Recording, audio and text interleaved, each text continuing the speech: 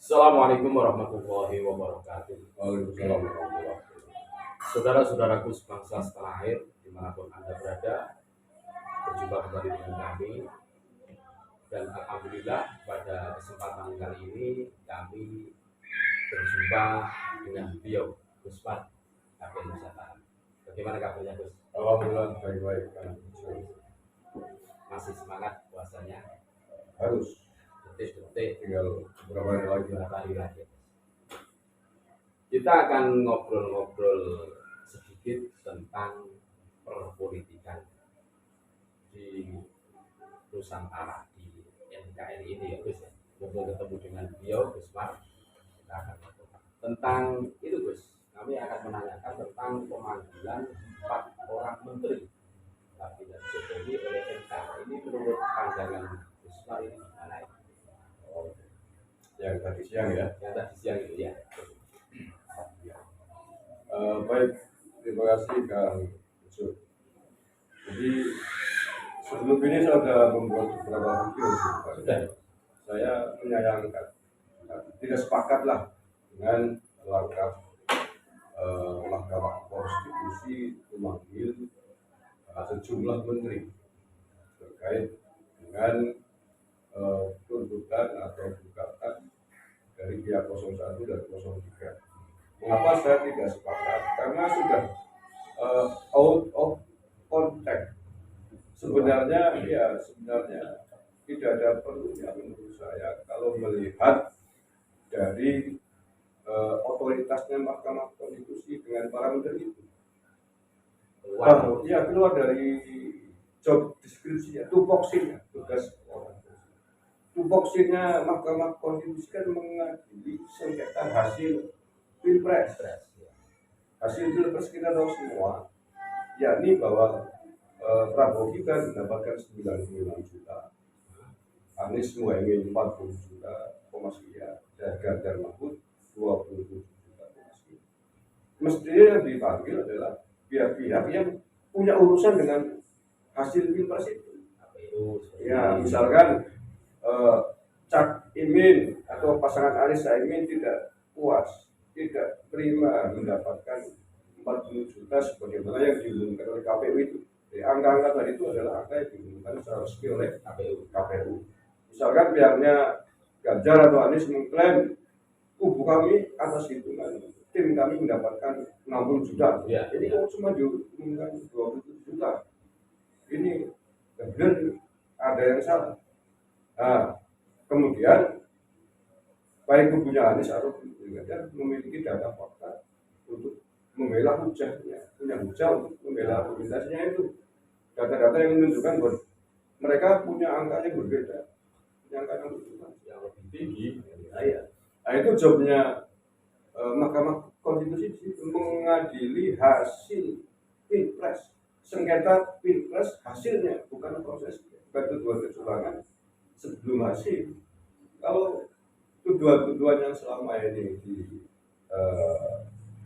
dituduhkan oleh pihak pemohon, itu kan tuduhan-tuduhan kecurangan TSM kan, terstruktur, sistematik dan masif.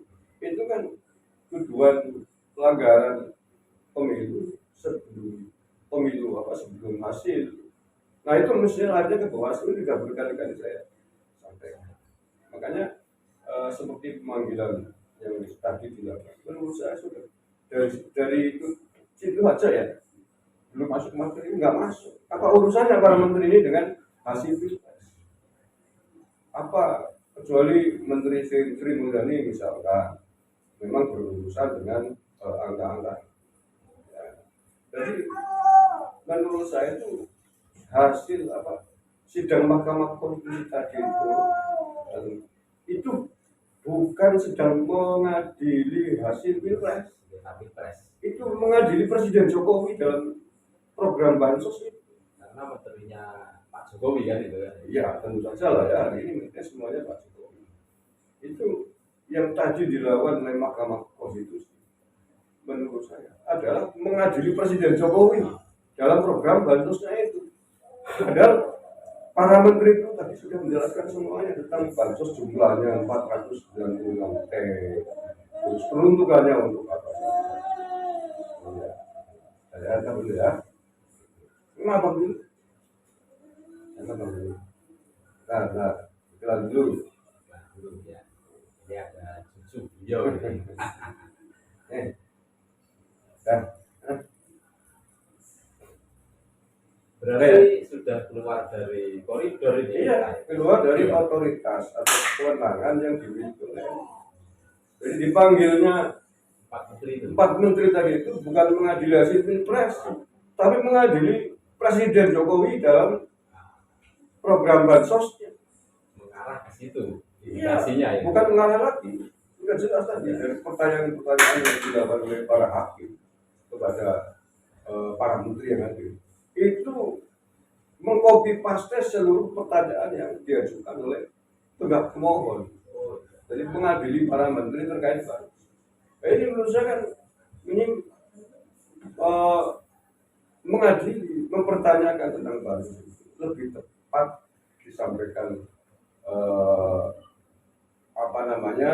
acaranya, forumnya di gedung DPR, bukan di sidang Mahkamah Konstitusi. Bukan di MK kan. Iya, makanya saya tadi awalnya saya sudah senang melihat penuturan para menteri ya, dari mulai Menteri Muhajir, Sri Mulyani, Pak Erlangga, atau kemudian Bu Risma, semua dan mengungkapkan tentang bagaimana prosedur bansos disalurkan, dan semuanya adalah nggak ada masalah.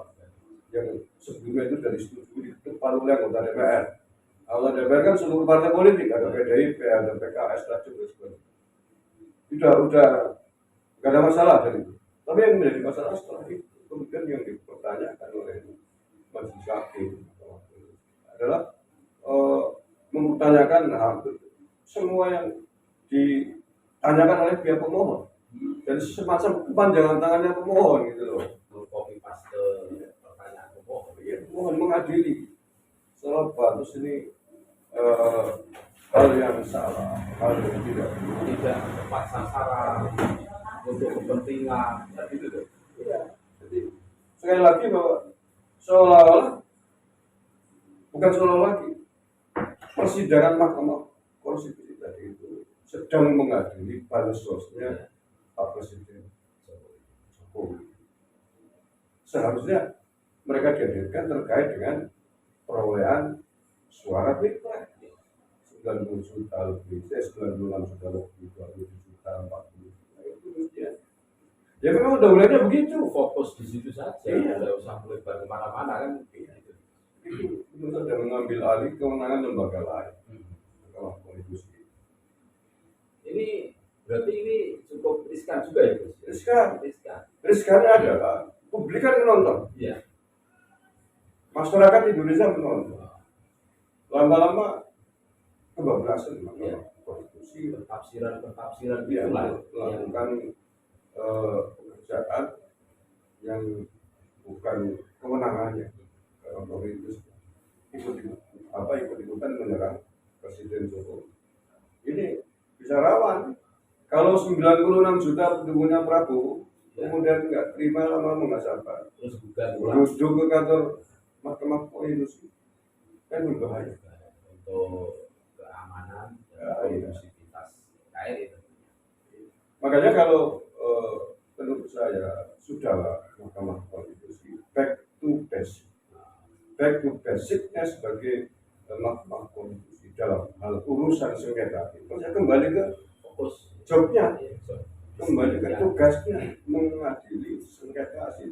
Sejak awal sampai hari ini kita belum pernah menemukan tanya jawab tentang hasil pilpres yang disengketakan, yang dipersoalkan oleh pihak pemohon.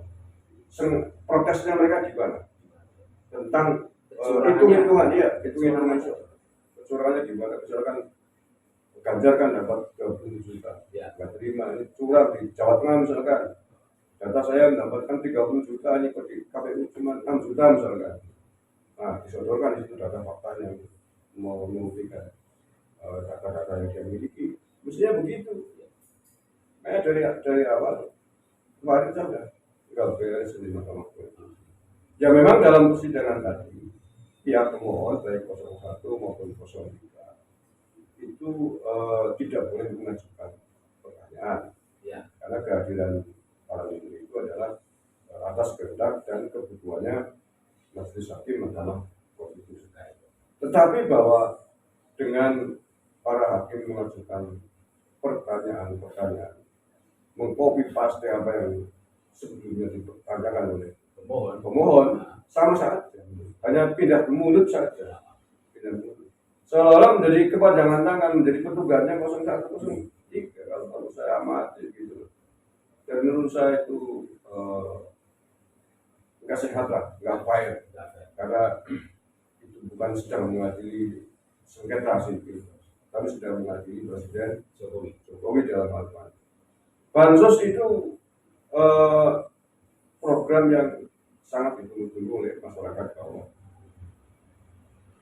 Ditunggu oleh masyarakat yang bawah. Karena sudah berjalan sekian tahun, bukan hanya kemarin, kecuali sebelumnya tidak pernah ada bansos, tiba-tiba mau pemilu ada bansos. Itu patut Ya, dipertanyakan. tapi kalau itu sudah berjalan bertahun-tahun. Sejak Pak Jokowi jadi presiden. Ya sebelum itu Pak kan sama SBY ada BLT kan, Iya. dan lain sebagainya. Kenapa baru sekarang dipertanyakan? Itu dia. Terus didramatisir seakan-akan bansos itu dijadikan alat kan gitu dah. Ya, Intinya kan seperti itu. untuk pemenangnya Prabowo Gibran kan. Nah, Sudah kayak gitu nggak punya data lagi. Misalkan begini, di tempat Bejo misalkan di Purwokerto Selatan ada pihak yang menemukan pembagi bansos, kemudian sambil bagi sambil bawa stikernya capres tertentu, kemudian dibagi kalau mau terima bansos harus nyoblos stiker ini. Ya. Lah itu masalah. Tapi apakah ada data itu? Kan tidak ada, tidak pernah ada. Dari sidang pertama sampai hari ini belum ada yang mengajukan data itu. Jadi hanya secara umum saja semuanya ditutup. Bansos ini adalah dimobilisasi untuk kemenangannya Prabowo Gibran, tapi tidak sanggup menunjukkan bukti fakta. Itu kan tidak apa ya. Saya takut juga penerima bansos nanti nggak terima. Ya. Mereka senang kok, dan itu sudah berjalan bertahun-tahun, tiba-tiba dipersoalkan. Ya. Tentu saja para penerima bansos itu sangat berterima kasih dengan Presiden Jokowi. Itu program negara legal, Ya. DPR sebelumnya sudah menyetujui. Seluruh APBN kan disetujui dulu oleh DPR. Kenapa nggak dipertanyakan? Mestinya anggota DPR itu dipanggil juga. Kenapa hanya menteri-menteri yang dipanggil? Sudah dipanggil, ditanya, dihadiri, apa? Sudah dijelaskan dari A sampai Z oleh Pak Menteri itu. Masih belum terima. Jadi menurut saya sekali lagi itu tidak fair dan mencederai kewenangan Mahkamah Konstitusi. Sudah terlalu jauh menurut saya Mahkamah Konstitusi melaksanakan tugasnya menyimpang dari apa yang seharusnya dikerjakan. Bukan wewenang yang mengadili bansos. Mahkamah Konstitusi dalam urusan sengketa Pilpres adalah mengadili tentang sengketa Pilpres dalam kurung hasil Pilpresnya, bukan proses kecurangan yang ada dalam saat pelaksanaan. sebenarnya isu bansos dijadikan alat itu sebenarnya sudah lama. Ya, sejak masa kampanye itu. Masa kampanye Oleh pihak 0103 dan menjadi sangat pasif pasca Pilpres selesai, jago mereka kalah. Jadi intinya menurut saya karena jago mereka kalah. Coba kalau jago mereka menang, nggak akan mempersoalkan. Pasti akan ngomong kok bansos itu bagus, nggak ada hubungannya dengan pemilu. ini yang menjadi catatan kami, guys. Lagi-lagi mereka itu kok dari dulu algoritmanya itu selalu TO-nya itu Pak Jokowi. Ini kan menarik ini. Ya karena Pak Jokowi terutama kan pihak pemohon itu menganggap bahwa kehadiran Pak Jokowi ikut membantu kemenangan Prabowo Gibran. Walaupun ya memang dalam konteks psikologi masa tahu lah ya, wakil Pak Prabowo kan anaknya Pak Jokowi. Ya tentu saja publik akan menilai bahwa ternyata Pak Prabowo didukung oleh Pak Jokowi secara tidak langsung. Dan dari fakta di lapangan saya temukan mengapa banyak yang memilih Prabowo, karena melihat Pak Jokowi. Ya. Di situ ada Pak Jokowi, ada anaknya Pak Jokowi. Dan itu wajar-wajar saja, sama saja. Boleh-boleh saja. Anaknya Pak Jokowi juga punya hak politik yang sama.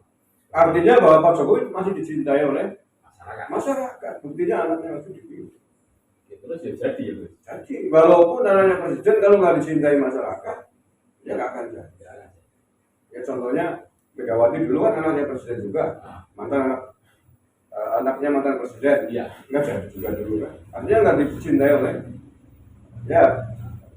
Nah, yang kayak gitu itu mestinya dicontoh oleh para politisi bagaimana agar anaknya ketika maju dapat dipilih juga, ya berbuat baiklah kepada masyarakat yang sepanjang perbuatan baiknya itu tidak melanggar undang-undang konstitusi. Ya pansus ini kan nggak ada yang dilanggar.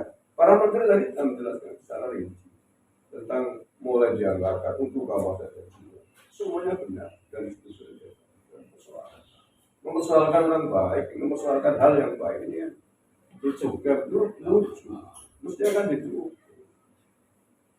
Oke Gus, mungkin ini insya Allah ini bisa diberikan wawasan-wawasan yang smart tentang pemanggilan 4 orang menteri kabinet Pak Jokowi yang itu menurut Usmar ini sudah keluar dari konteks, keluar dari koridor topik awal ya Gus ya, keluar dari koridor tugas dan kewenangannya Mahkamah Konstitusi yang seharusnya mengadili hasil pilpres, sengketa hasil pilpres, bukan mengadili bansos. Apa urusannya Mahkamah Konstitusi dengan bansos? Mungkin ada yang ditambahkan sebagai closing statement Agus terakhir untuk saudara-saudara kita. Ya, saya ingin sekali lagi mengingatkan kepada Mahkamah Konstitusi jangan diterus-teruskan. Ini sudah, saya kira sudah sidang terakhir. Sebentar lagi Mahkamah Konstitusi akan mengetok palu memutuskan sengketa pilpres ini. Tetaplah pada koridor yang diberikan amanahnya undang-undang kepada Mahkamah Konstitusi. Ya, ini mengadili tentang hasil pilpres, jangan yang lain-lain. Karena apa? Pak Prabowo punya 96 juta. Dan lain-lain, kemudian sampai tuntutannya kan membatalkan hasil pilpres, mencoret Prabowo Gibran agar dia laksanakan pemilu. Kalau sampai itu kemudian digabungkan ke hadapan, itu namanya mau bikin ricuh bangsa dan negara.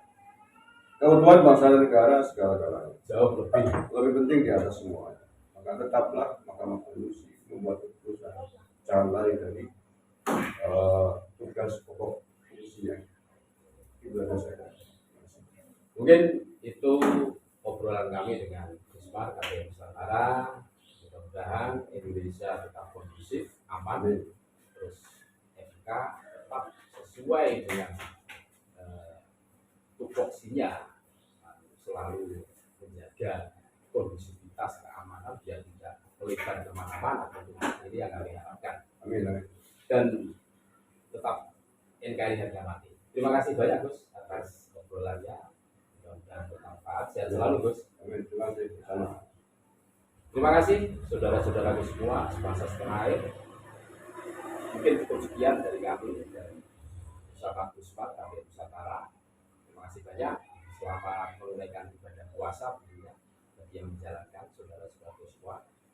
Terima kasih. Wassalamualaikum warahmatullahi wabarakatuh. Waalaikumsalam.